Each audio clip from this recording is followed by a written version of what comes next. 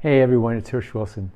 It's June 15th, and I hope you're well, I hope you're safe, and I hope you're sane. I want to start today with a story. This is a story about one of the most important lessons my mom ever taught me.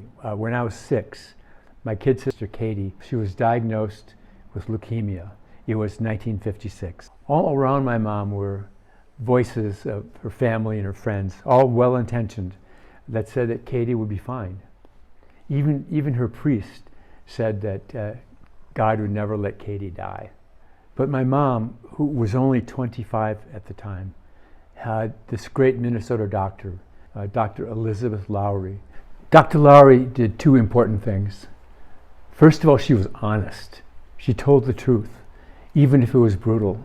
At that time, in 1956, leukemia in a child was a fatal diagnosis. But second, she was present, and she was there for my mom. When Katie died, it was tragic. It was the worst thing that can befall a parent of a child. But my mom wasn't shocked by it. She was ready, and she didn't fall apart, where everybody else in our family, including my dad, fell apart. The lesson that my mom taught me, other than being incredibly brave — she had 3 other children at the time — was that in times of crisis, like the times we're going through right now, we need the calm, steady, and honest voices of scientists and doctors to tell us where we are and where we're going to go. After all, it's the scientific community that came up with a vaccine for polio. It was a scientific community, doctors and scientists, that developed vaccines for the scourge of smallpox and for the measles and for the flu. It was scientists who developed a treatment for HIV. And finally, it was scientists and doctors who developed the protocols for treating pediatric leukemia, which now has a remission rate of over 90%. To make sense of the current space we're in, dealing with a novel coronavirus, we need to, again, to cut through the politics, cut through the chatter, and listen to the scientists and the doctors in order for us to get through this pandemic. Now, one of the problems we face is 2 things. First of all, we desire certainty.